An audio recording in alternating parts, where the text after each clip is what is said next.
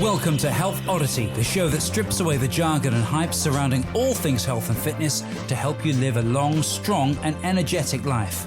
Lining up at the bar this week, here's Peter Lant and James St. Pierre.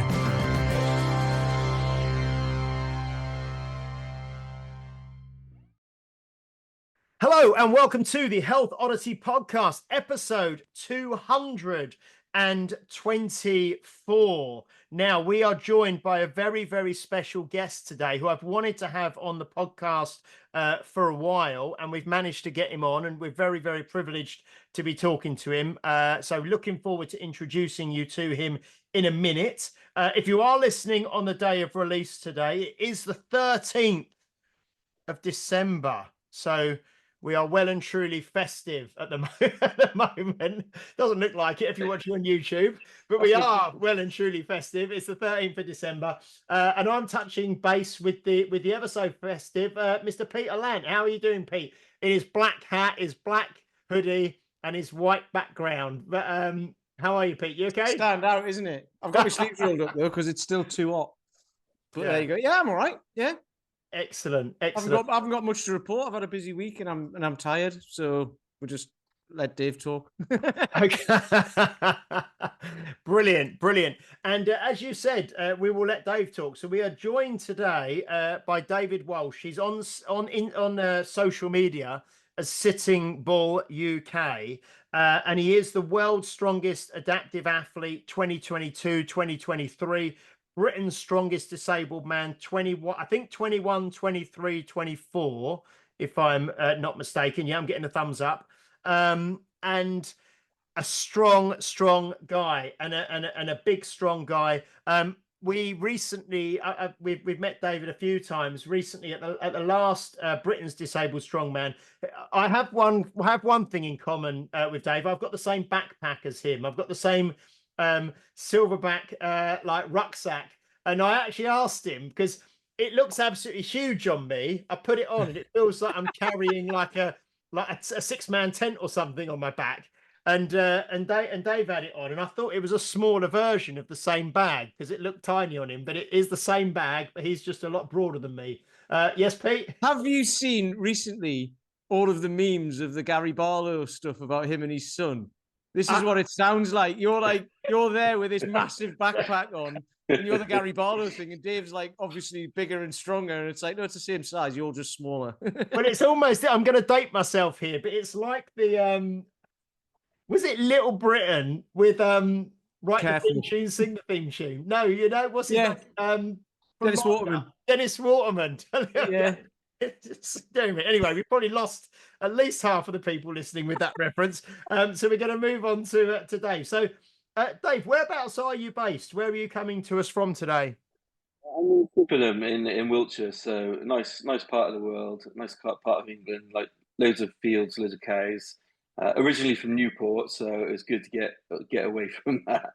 Slightly further up the M, because I'm in Bath, so you're literally just further up the M4, yeah. Yeah.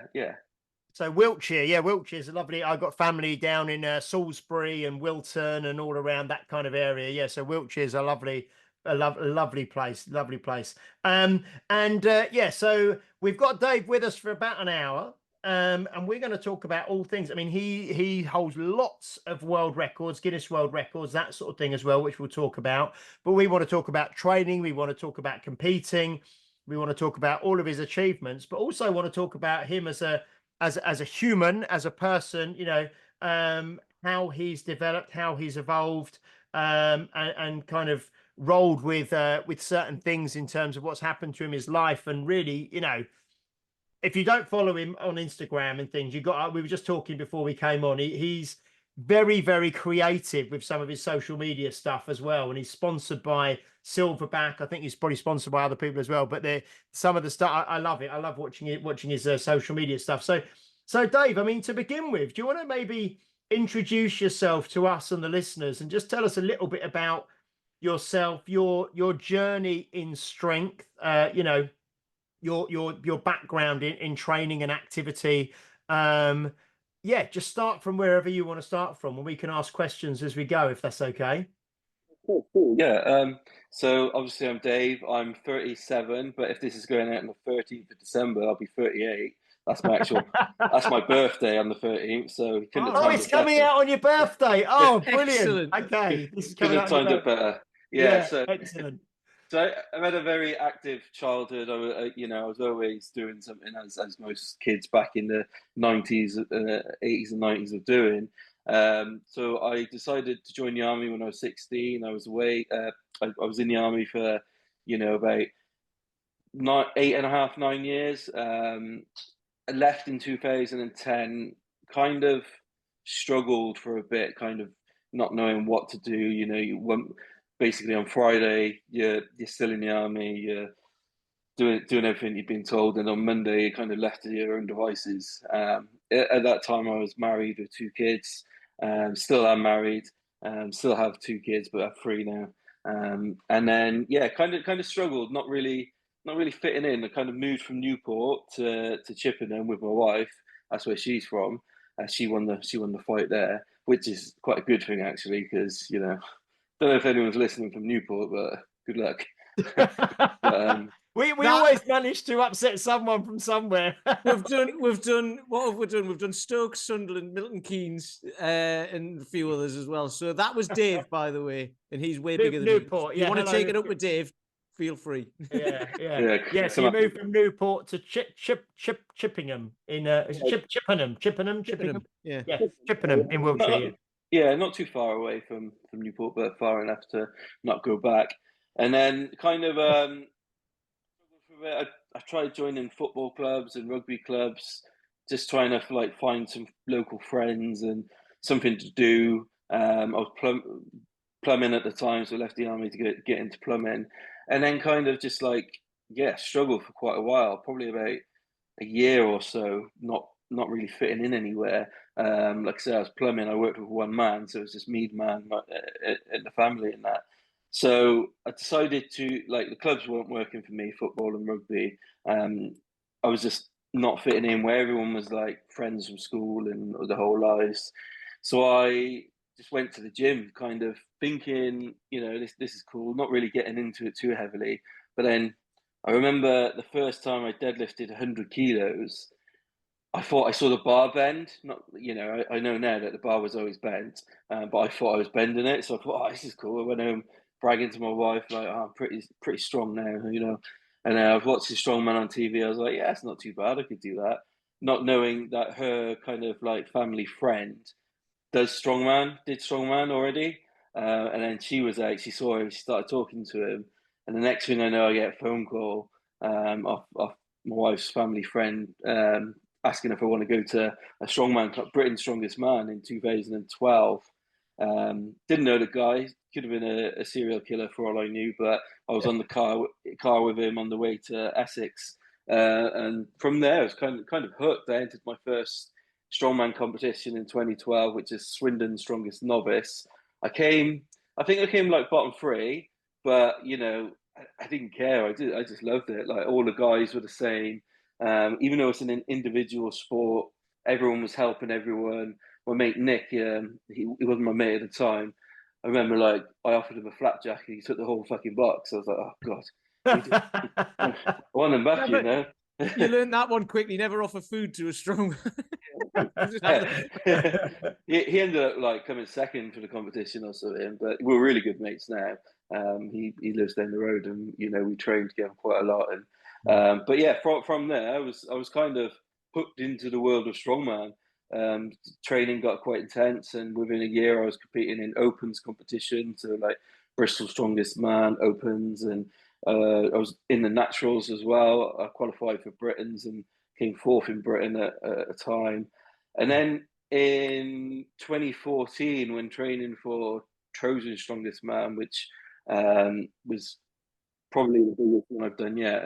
Trojans is a gym in Bristol that put on a massive show every year. Well, they did, but they don't so much anymore. But put on a massive show every year. It was at Ashton Gate Football Stadium, which was cool.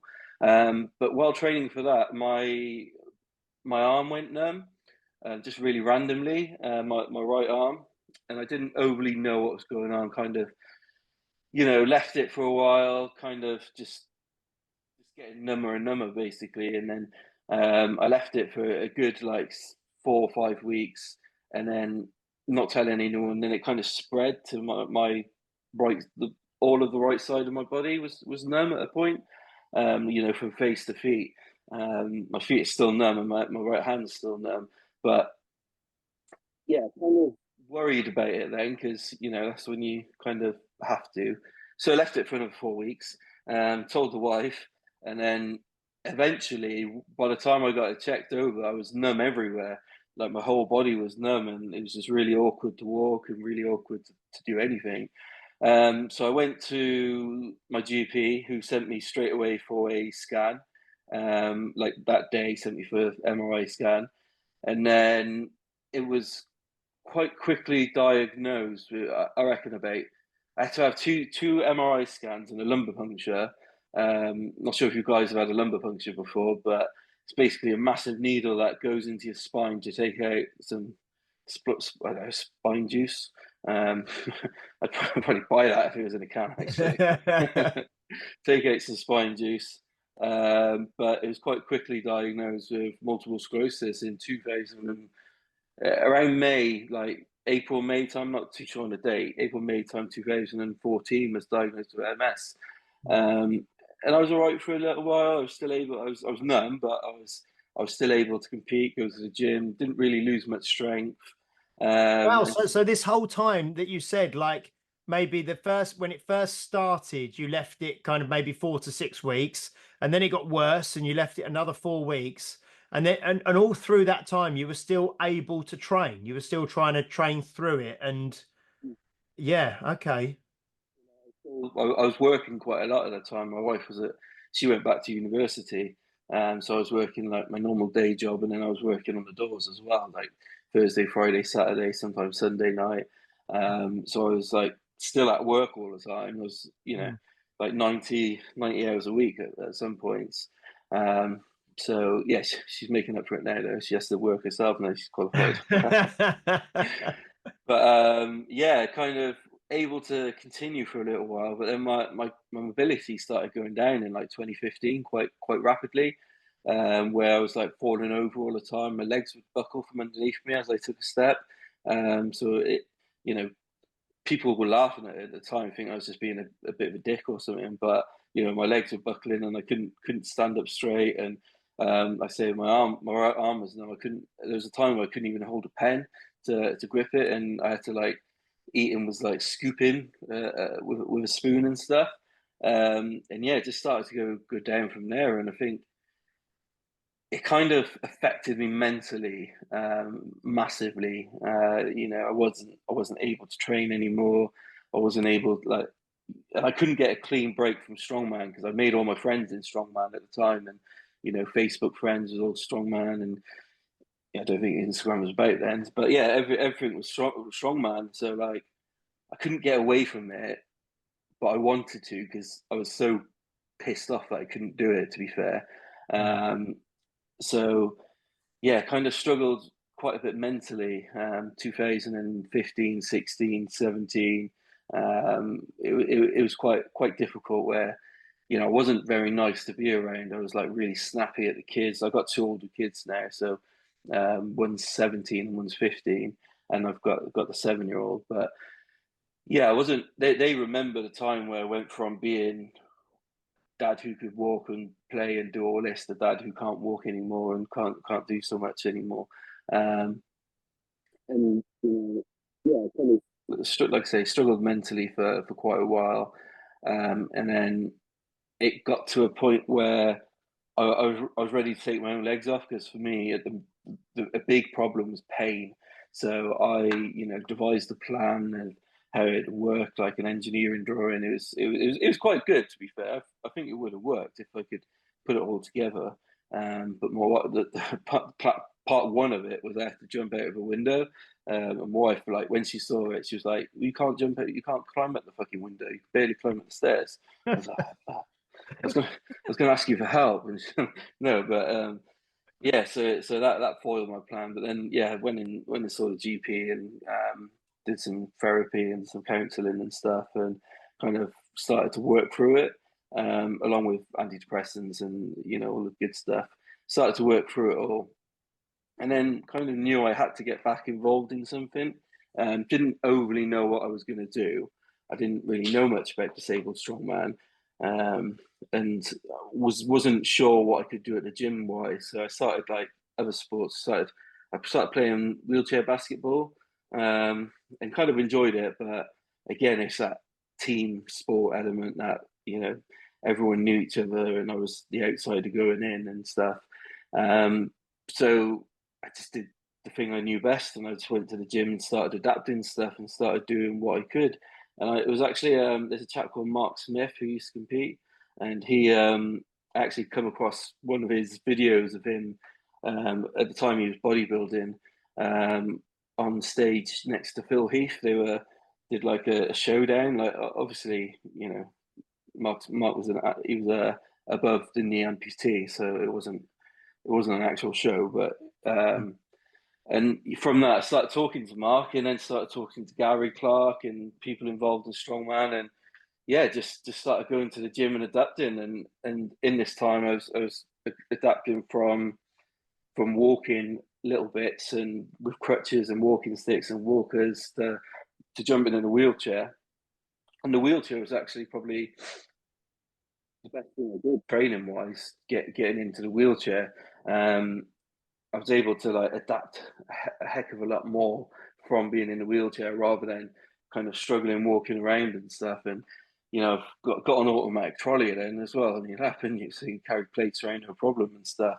And then I think my first disabled competition was 2017, Britain's, and I think on that one I came third, not really knowing what to do and stuff. And then I kind of didn't come back in 18. That was when I was like proper transitioning to wheelchair and more disability issues, etc. So left it, and then wasn't overly going to come back, but it was a strongman, always a strongman, I think.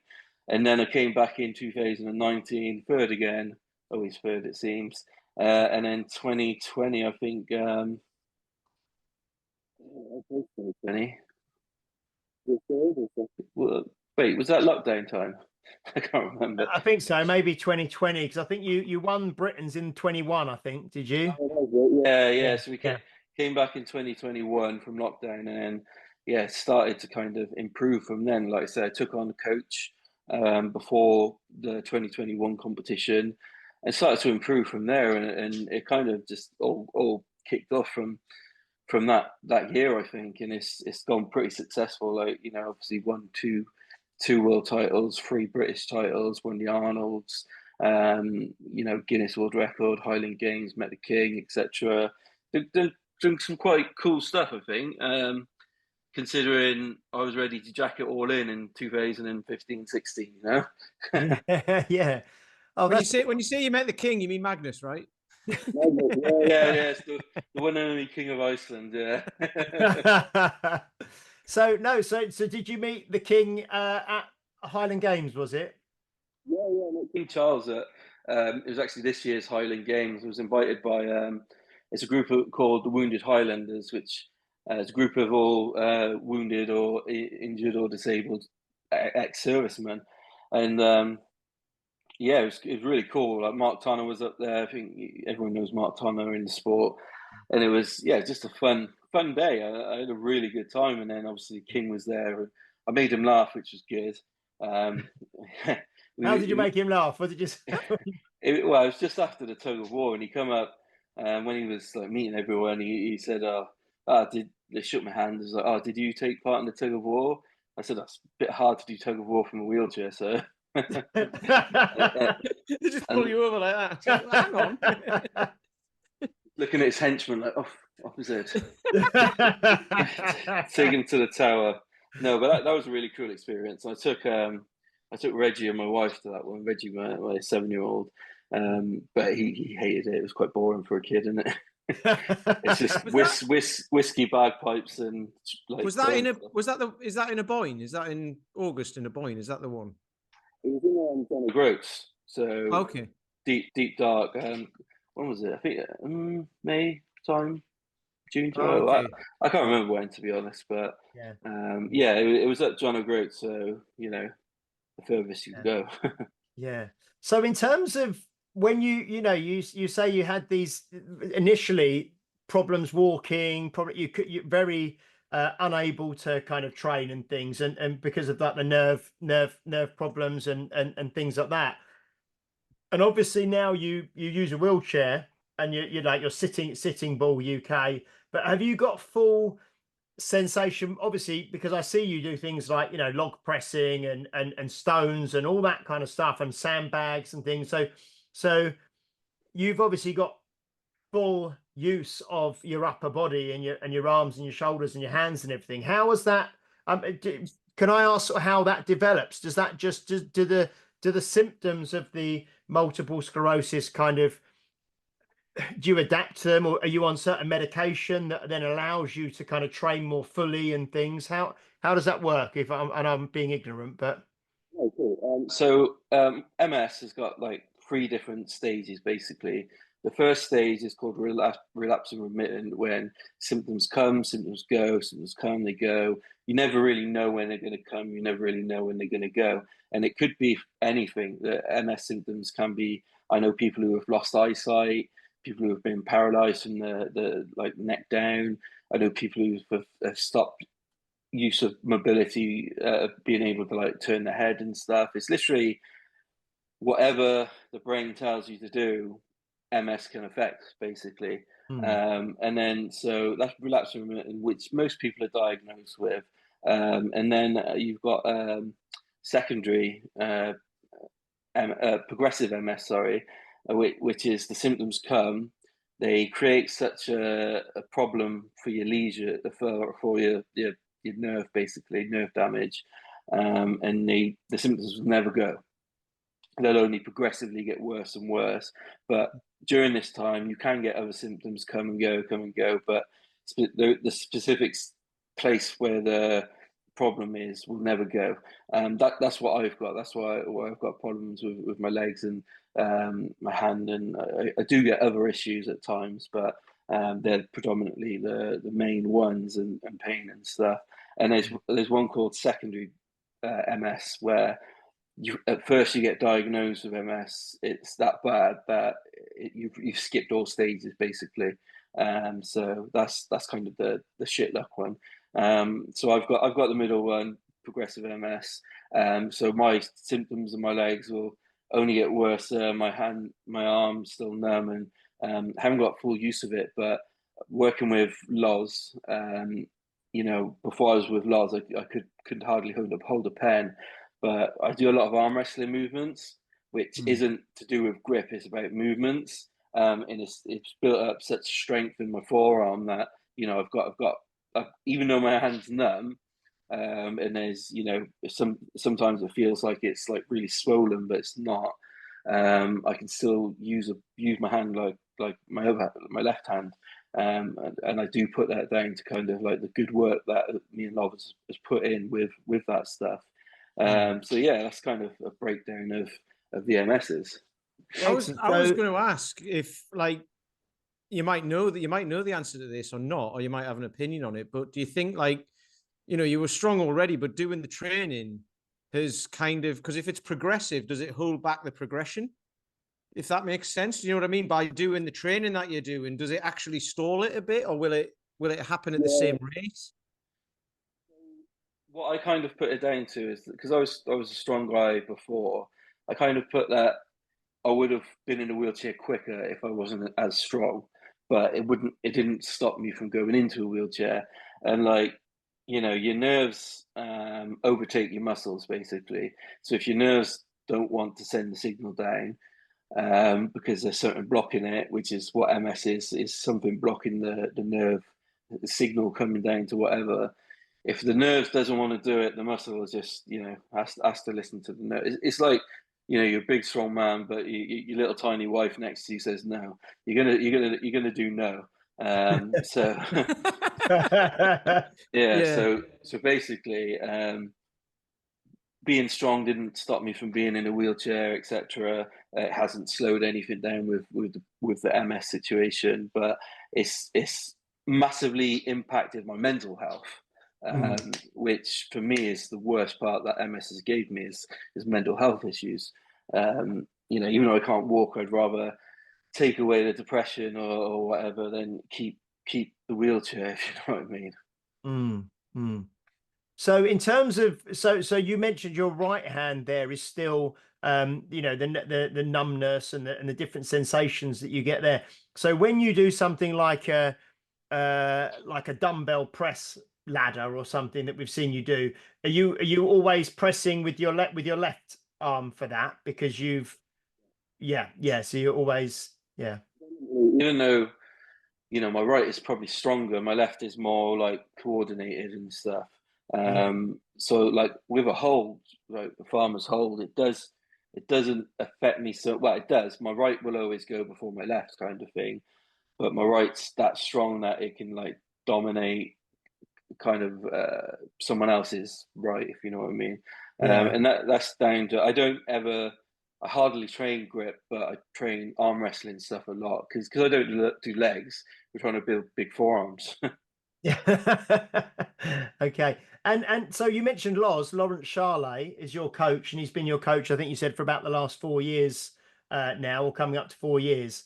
And prior to that, you didn't have a coach, so you were just kind of working on things yourself and working out. And Lawrence Charlet is obviously the coach of Mitch Hooper as well, who's the current, obviously the kind of top strongman, I suppose, and he's working his way to be one of the most dominant, you know, in history, I suppose. He keeps going the way he is. A quick aside to that, he was mentioned by Dan Vintella a couple of weeks ago as well. Oh, yes. Podcast. Yes. And I wanted to say, I thought of it at the end. I was like, and he hasn't even, imagine how strong Mitchell Hooper would be if he had a beard. Because he hasn't even got the strongman beard yet. Yeah, but obviously, so Lawrence is Mitch Hooper's coach as well, and I mean, he, like I say, he's on route to become one of the strongest in history if he keeps going like he is for a few more years. It's incredible. So, I mean, what kind of impact has Lawrence had on you?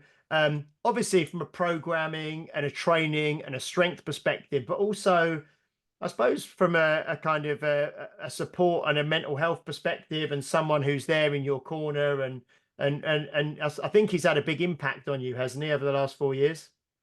Yeah, massively. I think I'm quite lucky. Loz lives like 30 minutes away from me as well, so I do go up and train with him at times, or train in the gym while he's training. And if I need anything, they come over and give us a hand. But massively, I think you kind of like you think you know what you're doing, but until you have someone like in your corner like that. I mean, at one time he had the world's strongest man, Mitch Hooper. He had the world's strongest woman, Andrea Thompson, and the world's strongest disabled man, me, seated, and Steve Moore, the world's strongest disabled man, standing. So, you know, if you need a tick off a CV, then you know Loz has got it all. But yeah, massive impact. He kind of like his auntie had MS as well, or has MS, and so he kind of knows a little bit about the disease. So he kind of like I think at the start he was a bit kind of cautious about what he made me do, and how he didn't know overly what I could do and stuff. But now, you know, years down the line, I'm he tells me all the time I'm his worst client because I just do the work. I don't go back to him. I don't say that was hard, that was easy, etc. I don't check in with him enough. He checks in with me more than I check in with him, which is what you want for a coach, really. So he'll text me randomly like, "Oh, how's training going? Send me some videos. You know, how are you and stuff." And you know, we'll have some jokes over text message or voice notes and stuff. But like after I didn't win this year, obviously, got second place. But yeah, he kind of like sent me a message. It's like, you know, if you think of the dominant strongman in history, like even Lawrence is a dominant figure, and Eddie Hall, and that they didn't win every single competition. So you know, you just got to take what you can take. And if you win, you win. If you lose, as long as you try your best, and that's kind of what he instilled into me. And I think I was kind of struggling a bit mentally earlier this year, and he kind of helped with that. You know, he's someone that I feel I could talk to about if I've got issues like not related to the gym, and you know, I've heard him call me a friend before, which is great. So I kind of take that with it as well. So yeah, get loads of No, that's fantastic, you know, and like you say, it's having someone that has been there, done it in Strongman himself, but like you say, also having maybe the family kind of member who's got MS as well, and like you say, he's learning as much from you, training you in regards to training you, you know, as you're learning from him. So no, it's fantastic. So what would you say? You mentioned, and also the other thing I was going to say was, if you just turn up and win every single competition you go to, I'm not saying you just turn, you know, but it's good to have other people who push you, isn't it? I think, and like you say you didn't win, but you came second, I think, in you know, the worlds this year. So it's good to actually have like a kind of a sparring partner or a dance partner or whatever you want to call it, that's going to kind of push you to get stronger even more than you are. And you're all obviously incredibly strong at the moment anyway, but it's someone who's going to push you further, isn't it? Yeah, absolutely. You know what? Before this world, I was telling my family, I was telling anyone I would talk to, I was like, this is probably going to be my last competition. I kind of thought after this one, I'll kind of step away. I kind of, not that I loved I lost passion for it, but kind of, yeah, I guess I did lose passion for it. And, you know, I was just doing it to tick boxes at the time. But the competition, and I think coming second has kind of spurred me on more to kind of go back next year. And you know, I didn't. Luckily, I didn't announce like a retirement plan or anything, so I was able to just, carry on. And you know, it's made me kind of start thinking harder about training, harder about eating better and stuff. So yeah, kind of having someone beat me this year, it has pushed me on for next year. And you know, training's already underway for next year, even though you know a bit of an off season. We're still keeping on with the training and the heavy lifting and stuff. And yeah, we'll come back next year and hopefully take the title back. That's what I love about any sport though, because like, I mean, using tennis as an example of like, you know, Djokovic is chasing the most wins ever in like the most Grand Slams ever or whatever it is, and all of that. And it's like that's been held for so many years because it's so hard to do. And it's like you can be the best, but there's always someone who'll be coming through or whatever who wants it as much as you do, if not more. Then you've got to want it more and all of that. And then obviously the guy who won this year, you won against him in Britain's like a few months before, you know, like it was 6 weeks before, wasn't it? But it was like half a point in it. So it's like that neck and neck at the, you know, kind of like a photo finish sort of thing. So I love that because that healthy competition is there. And it's just amazing. Where we are at the minute, like new people are joining the sport all the time, and you got like Scott, who's I think last year was his full first year. You know, he won England's and he come really close on Britain's to getting his third, and you know he just kind of lost second place in the last couple of events in Worlds. So like people like that are coming up, and I'm getting older. You know, I'm the oldest one in the category now. Darren's left, which is you know. I was going to say yeah, but Darren's gone now. Darren's gone now. He's been doing it for about 50 years, hasn't he? Well, we actually did our first competition together, 2017. But Darren's a great guy. It's a shame that you know he is going, but you know he knows what's best for himself and his family and stuff. So got to respect it. But yeah, you kind of learn to kind of love the people you're with as well. You know, most people in the category, you know, were really all really close. That you can, you know, message someone, or a few of us get together training and stuff. And it's never to kind of like see who's better than you. It's just to have a good training session, have a good time, and maybe have some food afterwards or something. Well, I remember Eddie Hall was saying, or it might have been Brian Shaw. It was one of the better, but they all learned from each other because like Eddie Hall was better at deadlifting than Brian Shaw, even though Brian Shaw was bigger. and all of that sort of stuff. So it's like everyone can learn something from everyone else, right? So that's like it's like it's almost like a team, but then you all go and compete against each other. So it's amazing. Yeah, yeah. And you know what? You are competing against each other, but if you don't put the effort in, you're letting yourself down, kind of thing. So it's not that you're better than me at it. It's or I want to beat you at it. I just want to beat what I was able to do yesterday, kind of thing. And you know, as long as you go and try your best and give it your all, that's kind of all you can hope for, I guess. That's all you can. Yeah, it's kind of what you want. That's what Cody Acker said when he came on, didn't he? He was like, he was just like, I've just got to be better than I was last time or whatever. And then like, I don't know if James asked him or not, but it came up of like, what's your maximum deadlift? And he's like, I don't know, because I don't need to know, because it doesn't come up in competition. You do as many reps as you can with whatever weight it is. So I don't need to know what my maximum is. Yeah, yeah. So Dave, do you want to, maybe we can start talking about some of your kind of your best events or achievements or records? Some of these kind of we mentioned, I think it was before we started recording, the seated deadlift, which you know, is obviously an exercise that you do where you're on a kind of a deadlift stool, deadlift chair, and you're doing a kind of a deadlift from the floor in a seated position. And I know that you're incredibly strong at that, but so what are some of the kind of records that you hold and some of your the lifts that you're kind of most proud of, and you know, some of your biggest achievements, if you like?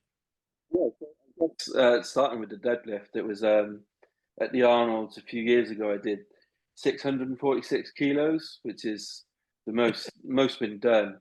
And I only did 646. So I was being a bit of a dick at the time to one of the competitors. He was doing like 645. So I needed the point from the event. So I just, you know, no point killing yourself.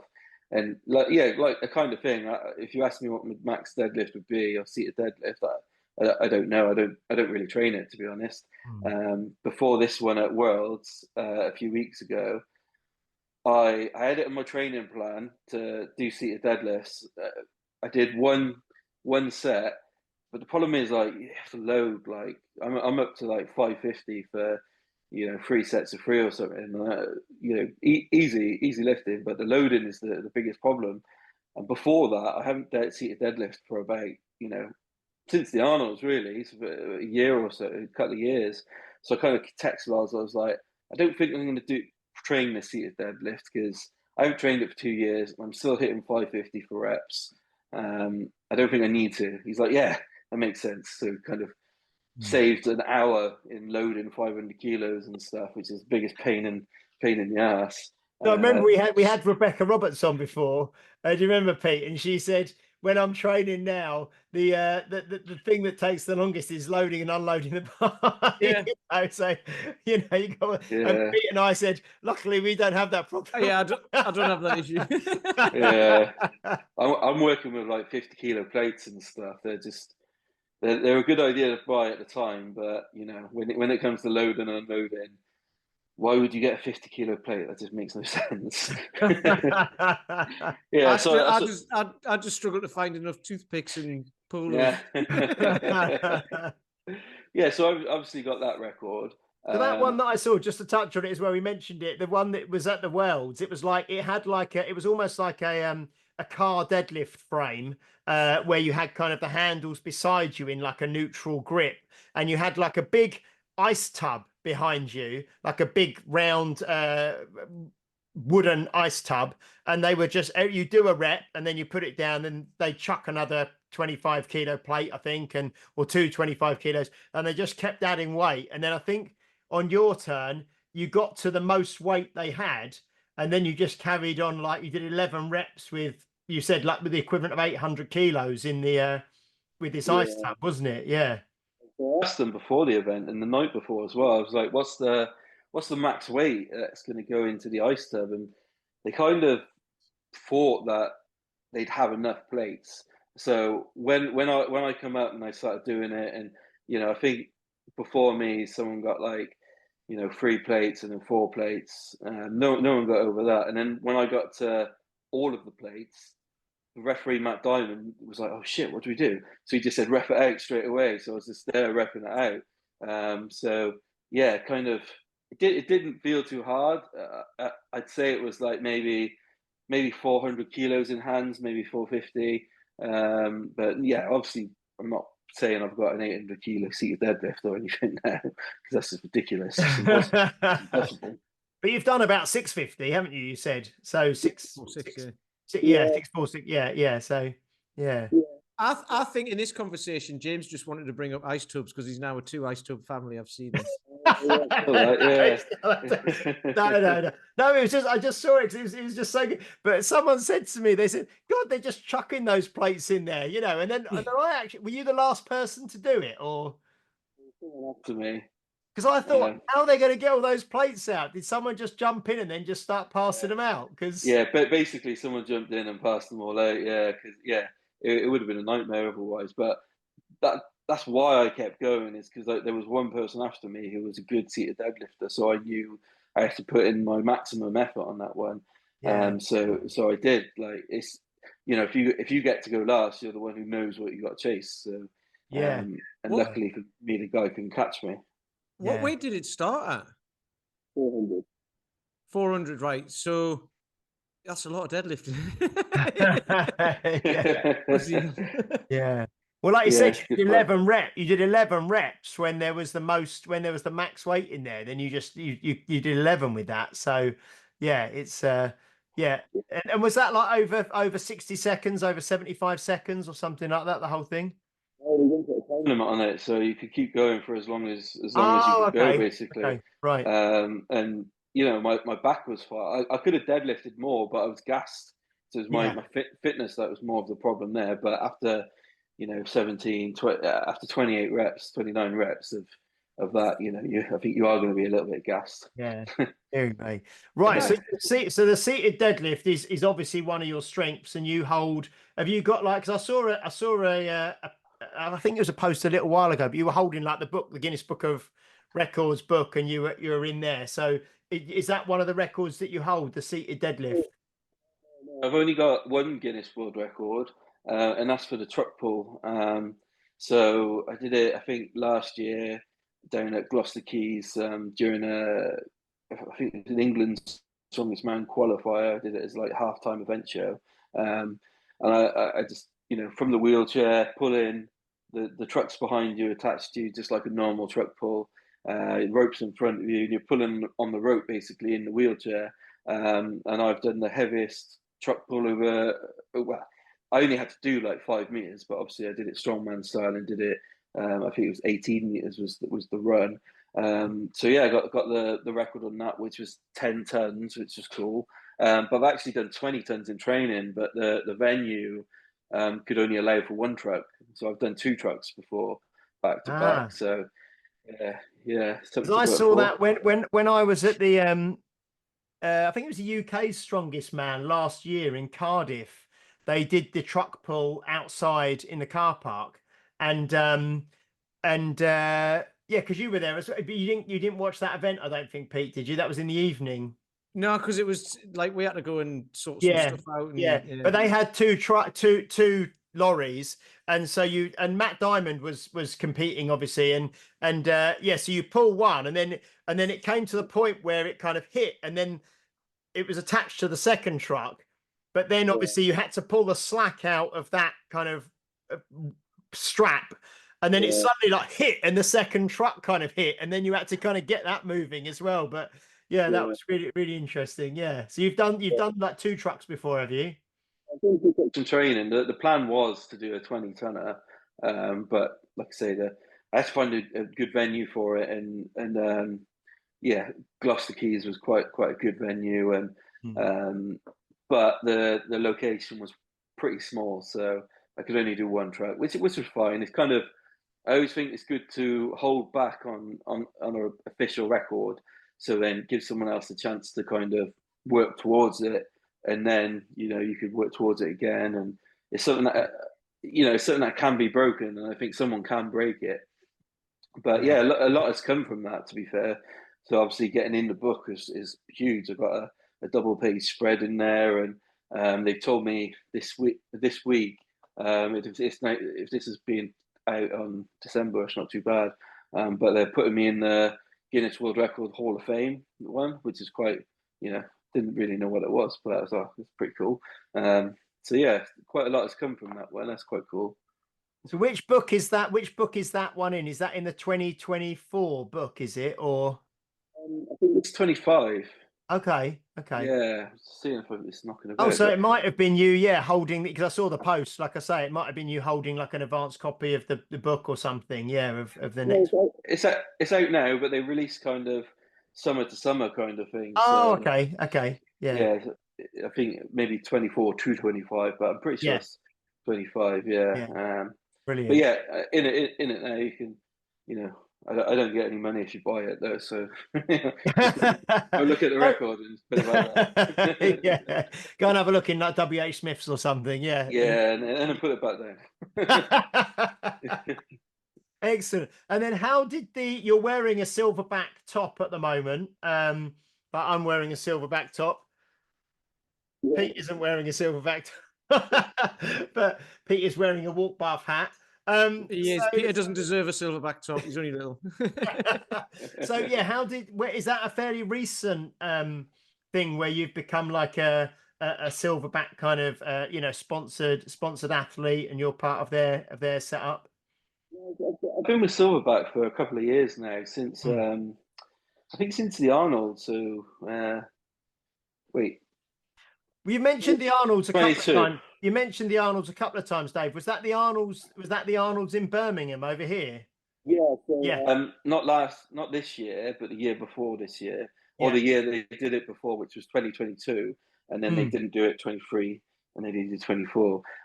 But yeah, from there, really, I kind of I was speaking to the photographer, because I've worked with them before, like on some video shoots and photo shoots and stuff, but was never really officially a silverback guy. But as he was there to witness my 646 kilo seated deadlift, and then he kind of was like, "I'm going to get you on the silverback team." I was like, "Oh, okay, that'd be cool." And then just from there, he kind of followed through his promise. And after a few weeks of speaking to the director, and they were sending me a shitload of stuff to put on and stuff. But now from Worlds this year, I've kind of been taking on even more. So they do different like stages or packages or whatever.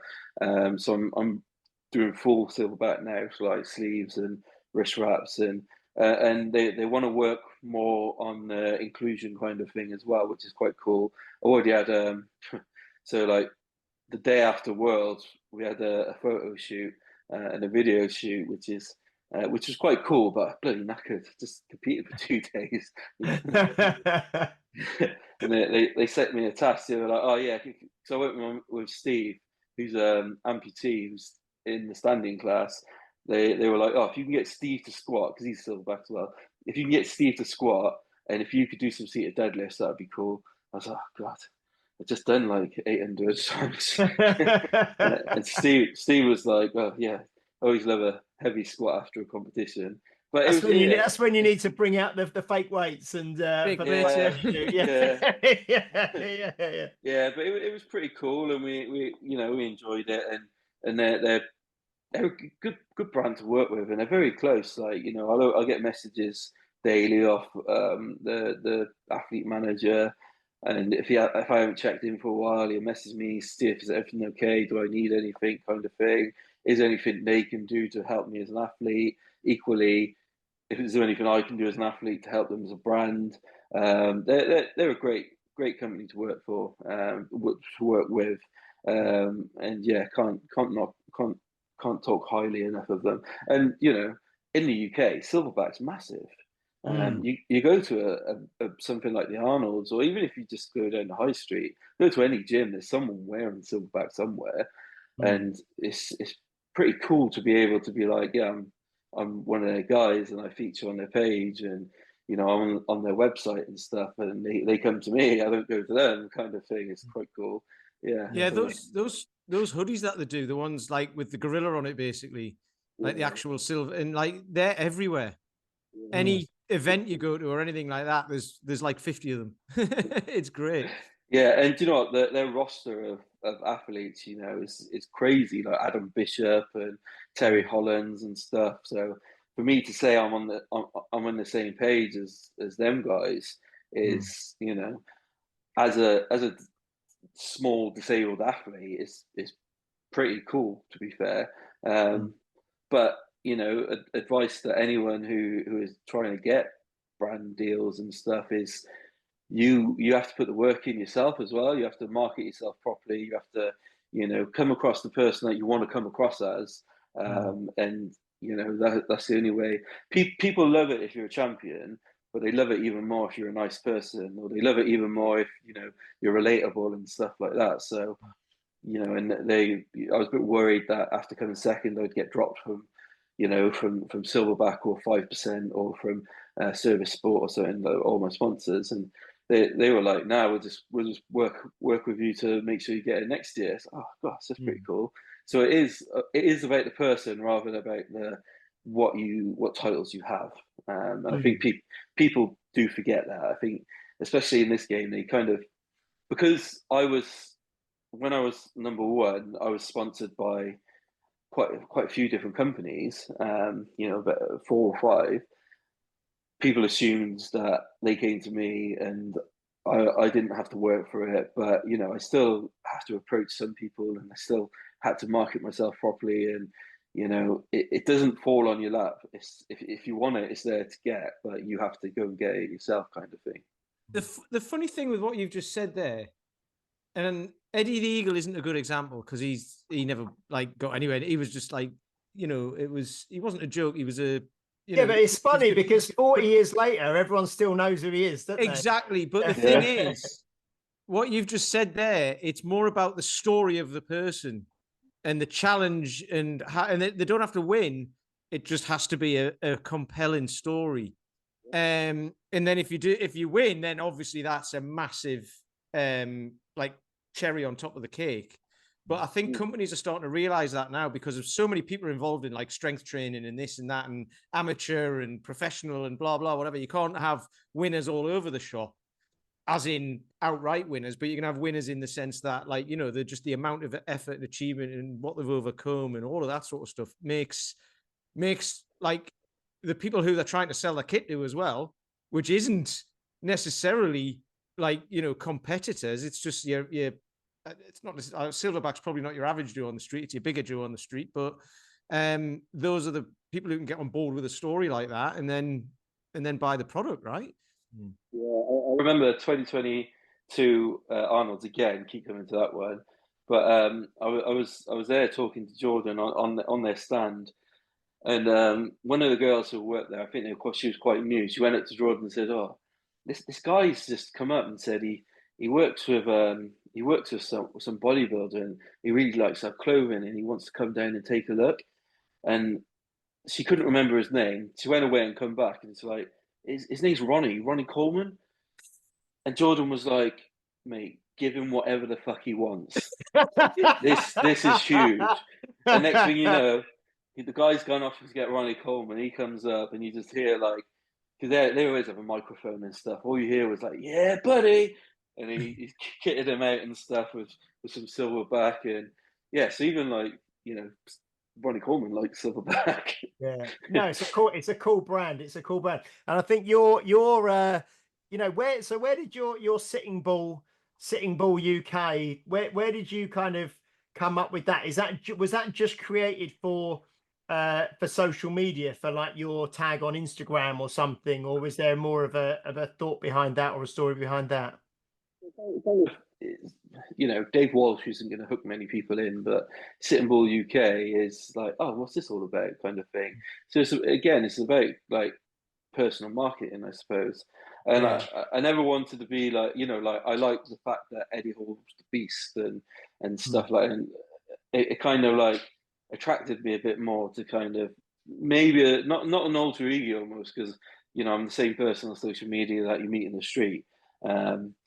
So yeah, I just kind of thought it was quite a good play on words, and you know, someone who's like, "Oh, Sitting Bull," but equally, I've had some like not many, but some people like messaged me saying it's a bit disrespectful and stuff. Obviously, with the whole Indian sitting bull thing. Oh, cultural appropriation. Yeah. Oh, Don't what? worry. Yeah, don't worry about that. No, but I think it's more about the bull, isn't it? It's about the strong Yeah. bull sitting. And I am. It's funny because I said to someone in my gym the other day, I said, "Oh, we've got Sitting Bull on Thursday on the podcast." They were like, "Is that his real name?"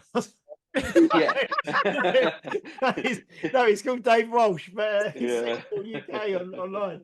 Oh, that's great. Oh, I'll tell you what, it's so interesting talking to you, and I know that in a few minutes you mentioned that when your 7-year-old son comes home from school, he's gonna rush in and attack you. So we'll start to wrap up now. But that's been really lovely talking to you and hearing your story. And I also I said, Steph, my wife, I showed her a couple of your videos just before coming to do the podcast.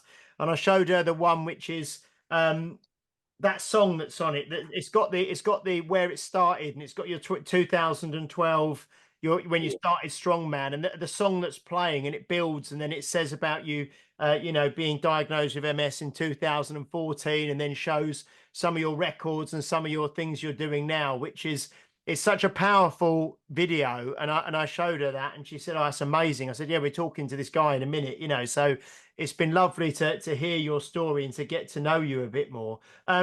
If people do want to follow you and find out more about you and stuff from listening to the podcast, which I'm sure they will, where are you most active? Is it on Instagram? Is that where you kind of do most stuff, or are you TikTok, or what do you do? Instagram, really. I've got TikTok and Facebook and stuff, but Instagram's where I do all my posting. And I tried to break TikTok, but I can't break through on it. I just don't understand it enough, I don't think. But Yeah. but No, yeah, well, I'm not on TikTok, but it's It's because you're 38. yeah. You're 38 today. You're today, 38 yeah. today. So it's sitting _bull _UK. Yeah, great. Yeah, and you're up to nearly 10,000 followers on there, aren't you, as well? So yeah, that's obviously working well for you. And like I say, I love some of your videos, the kind of the humor that's in them as well, because they're entertaining and they're funny, and they're quite quirky, and they're clever. I like the way you do it. So I'd highly recommend that people follow you on there.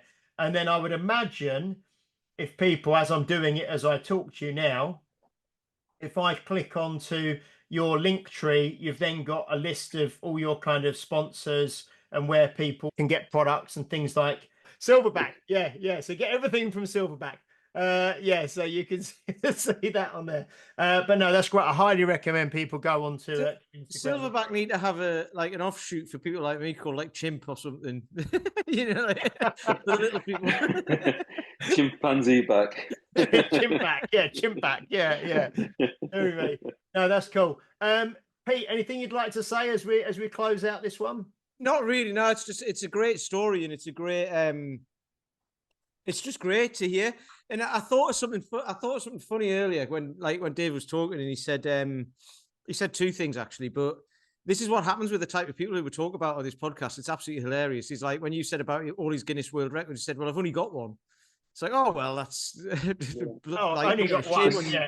And then when you said about like pulling the truck, it was only 10 tons because they didn't have a 20-ton one. It's like, these sorts of things, like throwaway comments are hilarious, I think, because like the people who come on, like Dave, or just like have achieved all this stuff, but it doesn't go to your head. You're just like, well, it's what I do. It's what I put my work into. So it's a great example for me and for everyone listening, I think, to just hear those sorts of things. And it's like, it keeps you grounded, doesn't it?